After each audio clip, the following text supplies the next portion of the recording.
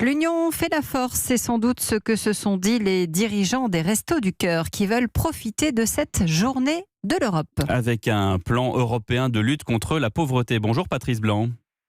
Bonjour. Merci d'être avec nous en direct sur Europe 1. Vous êtes le président des Restos du Cœur. Vous lancez un appel à travers les autres organisations voisines car la situation, elle n'est pas meilleure qu'en France. Non, effectivement, partout en Europe, la grande pauvreté sévit. On estime qu'il y a quelques 35 millions d'Européens qui sont dans une situation de grande privation matérielle. C'est la moitié de la population française, ça représente.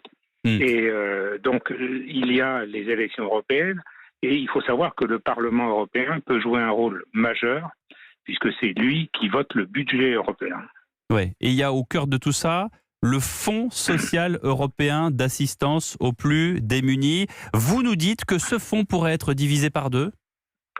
Oui, puisque les premières estimations de la Commission européenne prévoient un passage de 3,8 milliards d'euros pour 7 ans à 2 milliards d'euros. C'est quasiment une division par deux. Alors, il s'agit d'un premier jet de la Commission européenne qui, de toute façon, ne sera plus la même dans quelques mois, avec un Parlement européen qui, lui aussi, va être changé.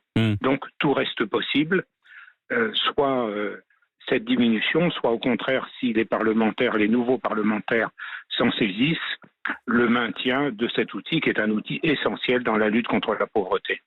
Patrice Blanc, vous souhaitez aussi vous mobiliser sur cette question élémentaire qui est celle du gaspillage alimentaire aujourd'hui. Oui, alors c'est une question qui concerne également les autres pays européens. De ce point de vue-là, la France est plutôt un bon élève au niveau européen.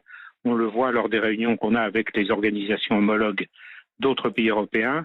Ce qui s'est passé avec la loi Garot est plutôt un bon modèle qui peut être repris et qui devrait être repris ailleurs en Europe. En attendant les élections européennes, où effectivement les enjeux sont grands, Patrice Blanc, qu'est-ce que vous comptez faire avec, vos homologues européens ? Vous allez mener une action de groupe ? Qu'est-ce que vous allez faire ?